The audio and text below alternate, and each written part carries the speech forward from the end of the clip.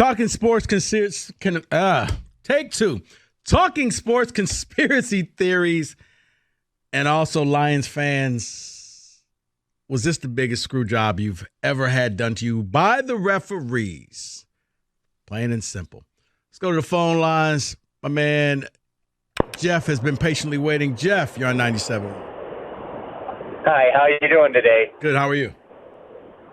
Hey, being on the phone for a while, most of my takes have been, repeated, but I'll acknowledge the Lakers because the finality of it. I mean, it was there. The championship was in hand, literally, pulled out. I mean, the two Dallas ones, what do they have in common? They were both, the right call was made, there was a huddle, then a reversal of a right call to a wrong call. So that's what got me so salty about that. But I want to get into something, and maybe even Kenny can chime in.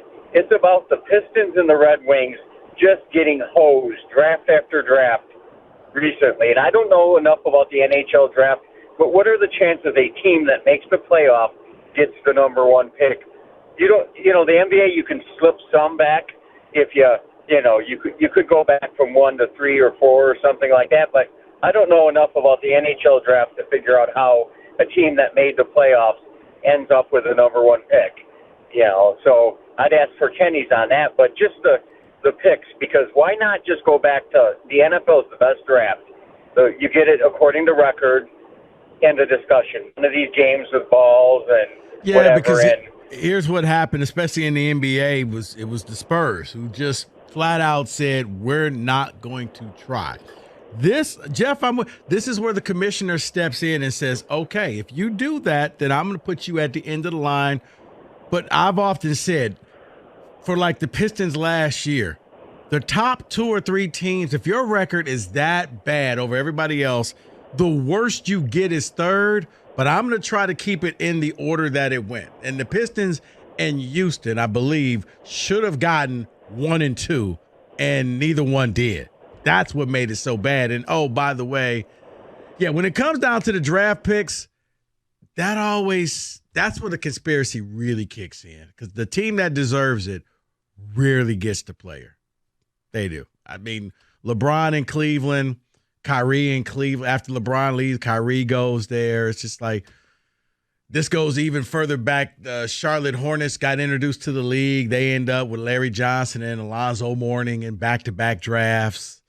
Ewing to the Knicks. Like it always seems they find a way to get certain players to certain markets. It seems that way. And Kenny, I'll have to look at you. Does it work that way for hockey? It has. I mean, Chicago is one of hockey's biggest markets. They're an Original Six team. And, of course, they get this megastar the second they start to suck. I mean. So why didn't Detroit get him? Original Six team, mega market for the league.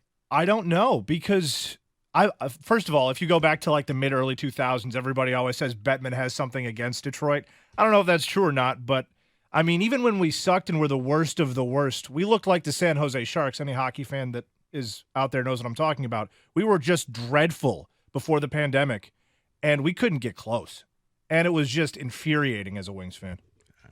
248-539-9797. David, a couple ticket texts. We get back to the phone lines. Aaron Rodgers' phantom face mask leading to the Hail Mary to beat the Lions. Someone saying November 8th, 1997, Mizzou versus Nebraska. That was an illegal catch. Mizzou won the game. Was that the 5th down? I believe so. Yes, it was. Yeah, where the referees lost track of the downs. And they got Kenny. They played 5 downs. And it was like, wait, what just happened here? How did you get to 5? Like, was it a first down that I missed? No replay, but yeah, 5 downs. Yeah, win the game on 5 downs. Someone says Brandon Inge was hit by the pitch in game 163. Nick in a brown truck. Nick, great call, great text. I remember they said it hit his jersey. It did not hit him. And then it was the whole, well, is the jersey a part of him? Well, no, it hit the jersey, so therefore it grazed him. It's like, guys, that means he got hit by the ball. Right. The jersey wouldn't be hit. It wouldn't be there if it wasn't on him. Right. It's a part of him. Right. If you knock off my cap, that's a part of me. Like, Yeah. Wow.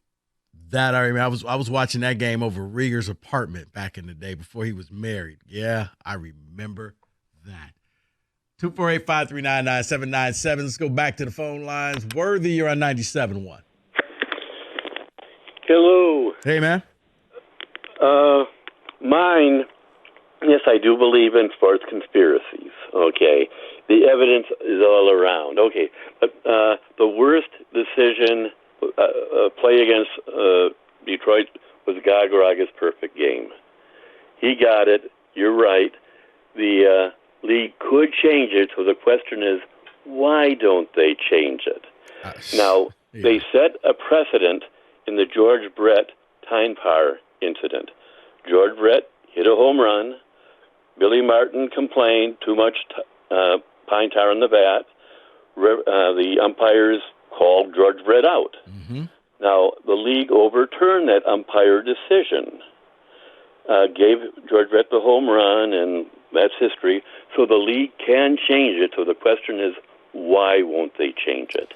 And my guess, I mean, whatever, is Galaraga's a foreign player. Has any other foreign player pitched a perfect game? I don't know that. You know what, Worthy? I don't know about that, and I appreciate the phone call. I would say this. I wonder if the Tigers really pressed this, that they could get it done. I don't think that the Tigers, if the Tigers show that they care, then maybe this gets done. But if the Tigers don't care, then why should the league care? I've often said the same, like, oh, well, what about, Lou Whitaker making it into the Hall of Fame? For the years, the Tigers never acknowledged him. So if the Tigers ain't acknowledging him, why should baseball acknowledge him? You don't need baseball to do this. If you're the Tigers, you come out and say, I don't care what baseball says. It was a perfect game. Put something up at Comerica Park to acknowledge that. It's what you can do.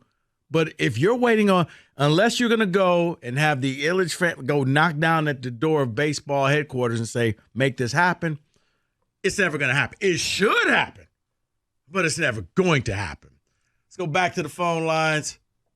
Drew, you're on 97.1. Hey, what's up, man? Hey, man. Hey, it's Seattle. To me, it's Seattle and Detroit when they batted out the ball, batted out the end zone. I think it's that one because I feel like had we advanced that year in the playoffs, I think we would have played. Can't remember who was next we would have played, but it would have been an easy road, man. I'm sorry I ain't got my facts all together, but I know for sure that was one of the biggest screw jobs in history. We had prime Calvin. We had an okay offensive line at that point. We had some other weapons, and then we had an actually good defense that year too. So we could have made some noise that year, and that was one of Stafford's prime years. So that kind of screwed us, I feel like. I appreciate the call. I may be in the minority. That one I can't give you. That's a dumb rule. It's a dumb rule, and I think the NFL is actually thinking about changing that rule. Lions fans, you almost benefited from that rule in this game. CeeDee Lamb fumbles it into the end zone. No touchdown, no Dallas ball at the 1. You got the ball as a touchback. That's one of the dumbest rules in sports. I hope that rule gets changed because if anything, just give the team the ball at the 1. And if that happens, then the Lions get the ball at the 1. But yeah, shout out to the Seahawk player who realized if I knock it out the end zone, it's going to be our ball. Because I remember we were all like, well, why did you do that? Well, I read the rule books and you didn't. So I'm smarter than you all. 248-539-9797. Let's get Dave. You're on 97.1. Afternoon, fellas. Hey, man. I don't know. I mean, I'm a diehard Lions fan, Michigan fan, but do you really consider it a conspiracy theory, or do we just focus on our own team so it just seems like it happens to us all the time? I mean, if I paid attention to Kansas City, hey, maybe they're getting screwed over too. I don't know. Well, that's called Taylor Swift, and that's something totally different. But Dave, yes, I understand. That's why I said for Lions fans who get bent out of shape, take a look at Oakland Raider history. A lot of things happen to the Raiders that you don't pay attention to, but yeah, they got held out of 2 Super Bowls off of 2 calls in the playoffs that, yeah, the tuck rule and the immaculate reception kept them from Super Bowls. So it's not just – but, yeah, fans only care about your team, Dave. That's why I ask, do you believe in this or do you just think, you know what happens happens? I don't really believe in it per se, but I think it happens to everybody. And granted, we have our fair share of bad luck, but it does happen. Yeah. Appreciate the call. 248-539-9797. I got a question for you guys.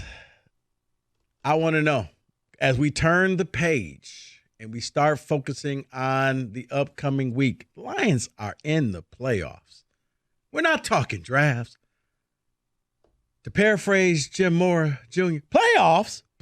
Yeah, we're talking playoffs. I got a question for you, Lions fans, in the 4 o'clock hour. A little college football, and we got Derek Stevens and your phone calls and ticket text. If you want to talk about the conspiracy theory and the worst screw jobs, that's all on the table. 97.1.